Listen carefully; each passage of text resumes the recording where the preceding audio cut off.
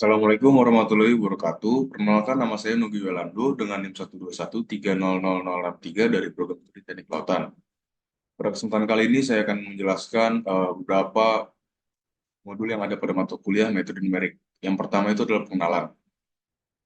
Metode numerik adalah suatu pendekatan matematika yang menggunakan pendekatan kuantitatif untuk menyelesaikan permasalahan matematika atau pemodelan yang sulit atau tidak mungkin diselesaikan secara analitis. Metode ini umumnya melibatkan representasi angka pada komputer dan penggunaan algoritma numerik untuk memperoleh solusi perkiraan. Lalu, apa itu metode analitis ataupun analitik? Metode analitik adalah metode penyelesaian metode model matematika dengan rumus-rumus aljabar yang sudah baku atau lazim. Solusi yang diperoleh dari metode analitik adalah solusi pasti, yang dimana errornya sama dengan nol. Lalu ini ada beberapa keunggulan daripada metode numerik. Itu yang pertama, metode numerik memungkinkan penyelesaian permasalahan matematika yang kompleks, yang sulit atau bahkan tidak mungkin diselesaikan secara analitis. Lalu fleksibilitas dalam pemrosesan data, adaptabilitas terhadap kasus nyata, lalu kemudian fenomena fisik. Lalu untuk keterbatasan daripada metode numerik sendiri itu adalah dapat menyebabkan kesalahan numerik, lalu tidak dapat menghasilkan solusi yang tidak akurat. Beberapa numerik memiliki algoritma yang kompleks, lalu juga metode numerik memerlukan pemakaian sumber daya komputasional yang besar. Lalu ada beberapa pengaplikasian metode numerik di berbagai bidang. Pada bidang teknik dan rekayasa itu adalah desain elektronik, kemudian sistem dinamis, simulasi proses rekayasa, lalu untuk ilmu komputer itu ada eh, pemrosesan citra, grafika komputer, lalu untuk pada biologi dan kesehatan itu eh, untuk pemodelan dinamika populasi, simulasi reaksi biokimia, dan lain-lain.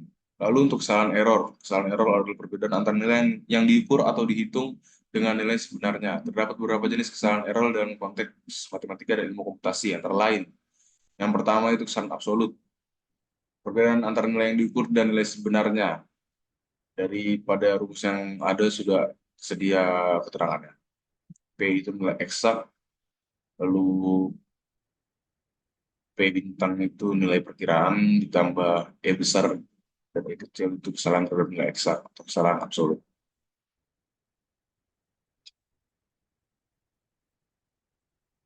Lalu ini adalah kesalahan pemotongan kecil, kesalahan bawaan.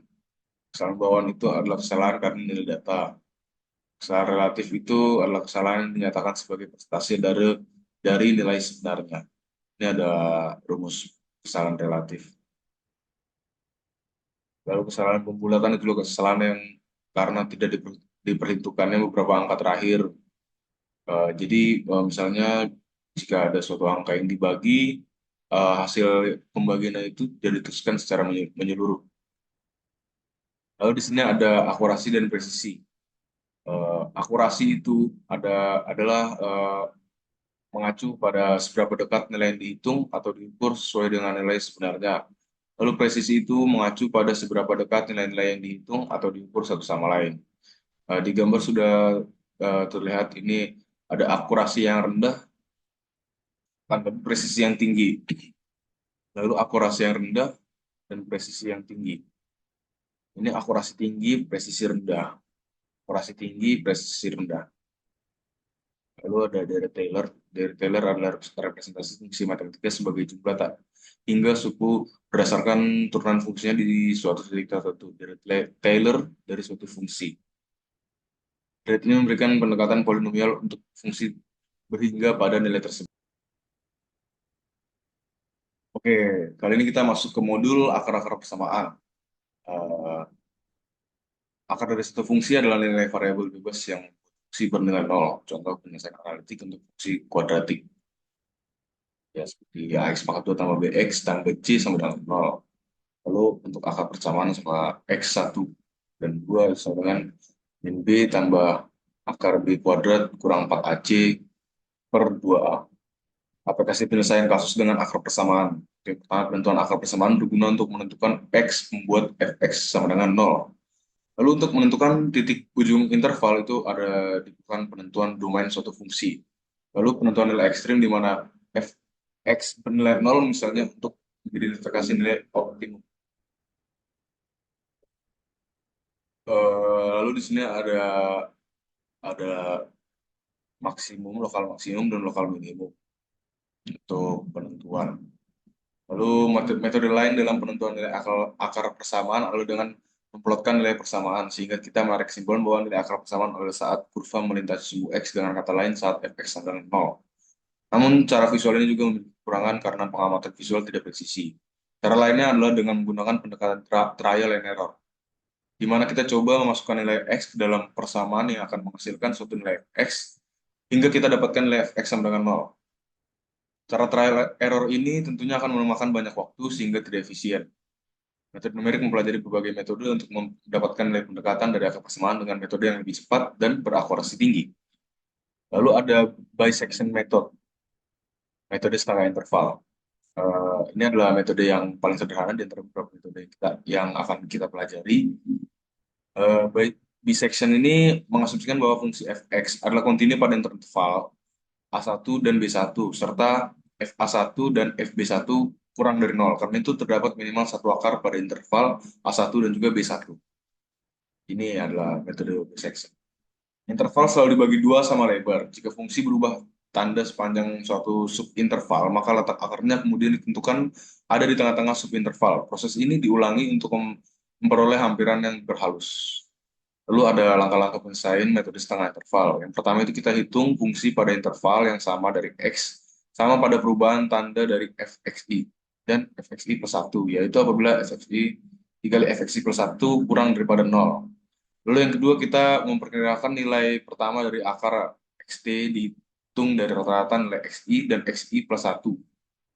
Lalu kita bagikan dengan 2. Lalu yang ketiga itu kita membuat evaluasi untuk menentukan subinterval akar persamaan berada, yang akar persamaan ada di mana gitu. Jadi jika fxi kali fxt kurang dari 0, akar persamaan berada pada subinterval pertama, maka xi tambah 1 sama dengan xt. Jika fxi kali fxt lebih dari 0, akar persamaan berada pada subinterval kedua, maka xi sama dengan xt. Lalu jika fxi kali fxt sama dengan 0, akar persamaan sama dengan xt. Dan hitungan pun selesai. Terus selanjutnya kita hitung perkiraan yang baru, kita hitung kembali. Apabila perkiraan baru sudah cukup kecil sesuai batasan yang ditentukan, maka hitungan selesai. Dan XT adalah akar persamaan yang dicari, karena semakin kecil semakin bagus. Lalu ada metode Newton-Raphson dan metode sekant. Metode Newton-Raphson adalah metode pendekatan yang menggunakan titik awal dan mendekatinya dengan memperhatikan slope atau gradien pada titik tersebut. Jika perkiraan awal dari akar adalah XI, suatu garis singgung dapat dibuat dari titik XI, FXI, titik di mana garis singgung tersebut memotong sumbu X, memberikan titik perkiraan yang lebih dekat dengan nilai akar. Titik perkiraan baru di I tambah 1 dituliskan dengan sebagai berikut yang ada di PPT. Lalu kelemahannya tidak selalu konvergen. Keunggulannya jika konvergen, maka konvergensinya lebih cepat daripada metode pengurung. Baik teman-teman, pada kesempatan kali ini kita akan memasuki modul sistem persamaan linear. Sistem persamaan linear adalah sekumpulan persamaan linear yang terdiri dari beberapa variabel. Penyelesaian suatu sistem persamaan banyak dijumpai dalam permasalahan ilmu pengetahuan dan teknologi, seperti penyelesaian numeris, persamaan diferensial biasa, dan diferensial parsial, analisis struktur, analisis jaringan, dan sebagainya. Lalu ini adalah bentuk umum daripada persamaan nilai linear. N persamaan linear ini harus diselesaikan secara simultan untuk mendapatkan X1, X2, dan seterusnya yang memenuhi setiap persamaan tersebut. Jadi A11 X1 tambah A12 X2 tambah A1N XN sama dengan B1 dan seterusnya. Lalu ada metode eliminasi Gauss. Metode eliminasi Gauss adalah berfungsi untuk mengurangi sistem persamaan ke dalam bentuk segitiga atas. Sedemikian hingga salah satu persamaan-persamaan tersebut hanya mengandung satu bilangan yang tidak diketahui. Lalu ini adalah tahap dari metode eliminasi Gauss ini ada dua tahap, yaitu tahap eliminasi maju dan mundur, forward and back substitution. Mengubah set SPL semula menjadi SPL segitiga atas itu untuk forward elimination, lalu menyelesaikan SPL segitiga atas yang terbentuk itu batch substitution. Ini ada contoh soal. Ini adalah langkah-langkahnya. Yang pertama itu kita ubah ke dalam bentuk matriks yang ini, yang 1 1 1 1 1 2 Lalu kita membuat matriks segitiga yang di bawahnya. Lalu kita substitusi dari bawah. Ini kita cara mencari Z-nya itu sama dengan min 2Z itu sama dengan min 6, Z sama dengan 3. Lalu untuk mencari Y itu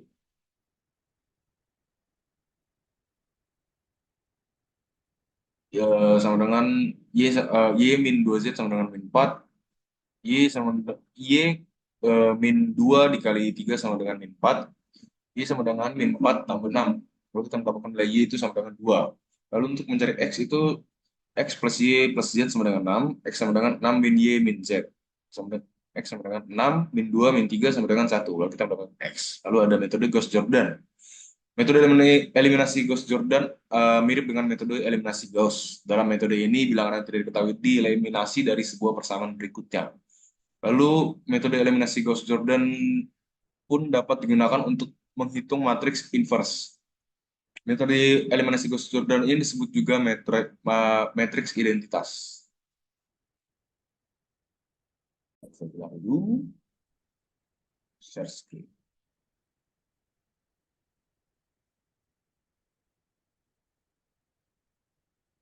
Oke, pada kesempatan kali ini kita akan masuk ke modul analisis regresi. Sebelumnya, analisis regresi pada metode numerik adalah suatu pendekatan matematis yang digunakan untuk memodelkan hubungan antara satu atau lebih variabel independen, dikenal sebagai variabel prediktor, dengan variabel dependen, dikenal sebagai variabel respons, dengan menggunakan metode numerik. Karena analisis regresi ada juga pada statistika dan probabilitas. Itu ada pada mata kuliah di semester 3. Lalu analisis regresi bertujuan untuk memahami dan memodelkan pola atau hubungan antar variabel dalam suatu dataset. Pada dasarnya, analisis regresi melibatkan penggunaan model matematika untuk memprediksi nilai variabel dependen berdasarkan nilai variabel independen yang diberikan. Metode numerik mencakup teknik perhitungan dan pendekatan komputasional untuk menentukan parameter-parameter model regresi. Jika terdapat rangkaian data diskrit yang tidak diketahui fungsi asalnya, terdapat dua hal yang dapat dilakukan. Yang pertama, itu kita berusaha mencari bentuk kurva, fungsi, yang mewakili rangkaian data diskrit tersebut. Lalu kita berusaha mengeliminasi atau memperkirakan nilai data pada titik-titik yang belum diketahui. Lalu ada metode kuadrat terkecil atau least square.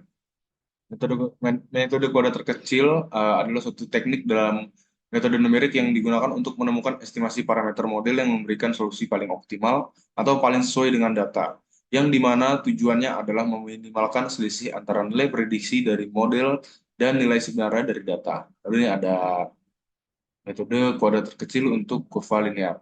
Di sini ada contohnya. Konsep dasar dari metode kuadrat terkecil adalah untuk mencari nilai-nilai parameter model yang diminimalkan jumlah kuadrat dari selisih antara nilai observasi sebenarnya. Jadi misalkannya ada beberapa data yang tersebar, kita itu eh, menghitung tengahnya gitu. Nilai yang diprediksi oleh model, dengan kata lain kita mencari parameter yang membuat jumlah kuadrat dari residu atau selisih antara nilai observasi dan nilai prediksi sekecil mungkin. Lalu metode kuadrat terkecil untuk kurva tidak linear. Metode kuadrat terkecil untuk model tidak linear adalah pengembangan dari metode kuadrat terkecil yang dikhususkan untuk kasus di mana model regresi yang diinginkan bersifat tidak linear. Tujuannya tetap sama, yaitu mencari parameter model yang meminimalkan jumlah kuadrat dari selisih antara nilai observasi dan nilai yang diprediksi oleh model. Secara umum, untuk metode kuadrat terkecil pada model tidak linear, langkah-langkahnya serupa dengan yang digunakan pada model linear. Lalu ini ada beberapa fungsi yang bisa didekati dengan metode linearisasi kurva non-linear atau tidak linear. Yang pertama itu ada berpangkat, lalu ada eksponensial. Oke, kali ini kita masuk ke modul interpolasi. Interpolasi linear. Interpolasi linear adalah suatu metode interpolasi sederhana di dalam metode numerik yang menggunakan garis lurus untuk memperkirakan nilai di antara dua titik data yang diketahui dalam interpolasi linear. Yang diketahui dalam interpolasi linear diasumsikan bahwa hubungan antara dua titik data adalah garis lurus yang melewati keduanya. Di interpolasi linear itu ada beberapa orde. Yang orde pertama itu menghubungkan minimal dua titik data itu linear. Orde dua itu menghubungkan minimal tiga titik data yaitu kuadratik, dan orde tiga menghubungkan minimal empat titik data yaitu kubik. Di sini ada grafiknya. Interpolasi linear sangat sederhana dan cepat, tetapi metodenya memiliki keterbatasan karena mengasumsikan bahwa hubungan antar variabel bersifat linear di antara dua titik data. Jika hubungan sebenarnya bersifat non-linear, metode ini mungkin memberikan perkiraan yang kurang akurat. Interpolasi linear umumnya digunakan ketika diperlukan pendekatan kasar dan kecepatan komputasi menjadi pertimbangan utama. Interpolasi kuadrat, kuadrat atau kuadratik. Interpolasi kuadrat adalah suatu metode interpolasi di antara metode numerik yang menggunakan polinom kuadrat untuk memperkirakan nilai di antara tiga titik data yang diketahui. Dalam interpolasi kuadrat, diasumsikan bahwa hubungan antara tiga titik data adalah suatu polinom kuadrat yang melewati ketiganya. Ya, di sini ada rumusnya.